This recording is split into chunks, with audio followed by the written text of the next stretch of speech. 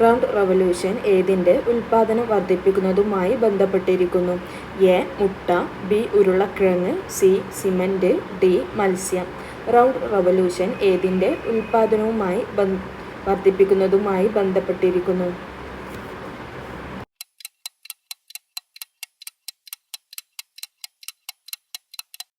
ഉത്തരം ബി. ഉരുളക്കിഴങ്ങ്.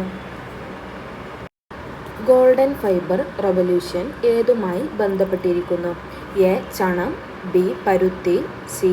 മുട്ട, ഡി. പാൽ. ഗോൾഡൻ ഫൈബർ റവല്യൂഷൻ എന്തുമായി ബന്ധപ്പെട്ടിരിക്കുന്നു?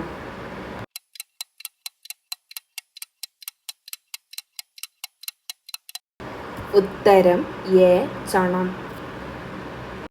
വെണ്ടയുടെ സ്വദേശം ഏത്? A. Australia, B. America, C. India, D. Africa. വെണ്ടയുടെ സ്വദേശം ഏത്?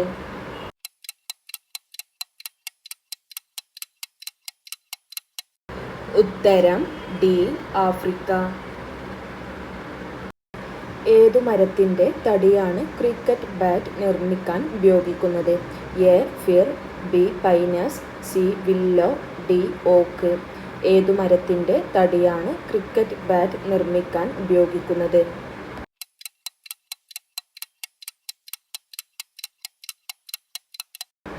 ഉത്തരം സി. വില്ലോ.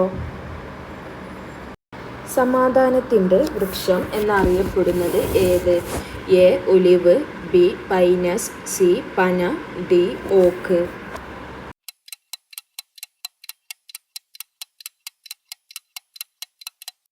ഉത്തരം എ. ഒലിവ്. വെജിറ്റബിൾ ഗോൾഡ് എന്നറിയപ്പെടുന്നത് എന്ത്?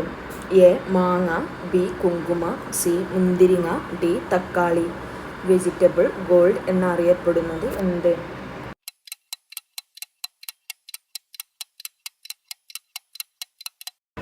ഉത്തരം ബി. കുങ്കുമം. ഏതിൽ നിന്നാണ് വജ്രപശ ലഭിക്കുന്നത്? A. Acacia, B. Pinus, C. ആവണക്ക്, ഡി. മരവാഴ. ഏതിൽ നിന്നാണ് വജ്രപശ ലഭിക്കുന്നത്?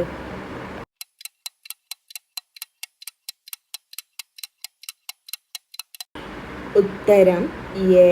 അക്കോഷ്യ. പരാഗണത്തിന് തേനീച്ചയെ ആശ്രയിക്കുന്ന സസ്യം ഏത്?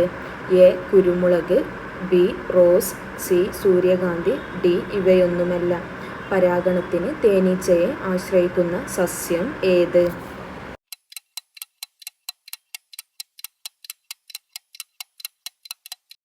ഉത്തരം സി. സൂര്യകാന്തി. 1000 ആവശ്യങ്ങൾക്കുള്ള മരം എന്നറിയപ്പെടുന്നത്? എ. തേക്ക്, ബി. തെങ്ങ്, സി. യൂക്കാലി, ഡി. പൈനസ്. 1000 ആവശ്യങ്ങൾക്കുള്ള മരം എന്നറിയപ്പെടുന്നത്?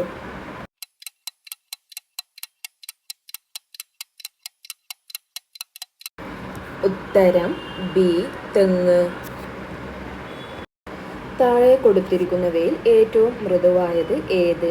A. Sodium, B. Aluminium, C. ഇരുമ്പ്, ഡി. ലിഥിയം.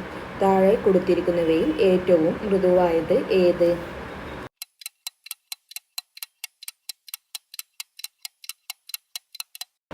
ഉത്തരം എ. സോഡിയം. ആഭരണ നിർമ്മാണത്തിന് സ്വർണത്തോട് ചേർക്കുന്നത് എന്ത്? എ. ചെമ്പ്, ബി. Tin, C. ഈയം, ഡി. അലുമിനിയം. ആഭരണ നിർമ്മാണത്തിന് സ്വർണത്തോട് ചേർക്കുന്നത് എന്ത്?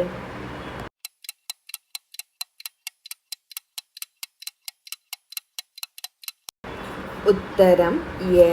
ചെമ്പ്. ഏറ്റവും കൂടുതൽ വലിച്ചു നീട്ടാവുന്ന രണ്ടാമത്തെ ലോഹം ഏത്? എ. Tungsten, B. ചെമ്പ്, സി. ഇരുമ്പ്, ഡി. വെള്ളി. ഏറ്റവും കൂടുതൽ വലിച്ചു നീട്ടാവുന്ന രണ്ടാമത്തെ ലോഹം ഏത്?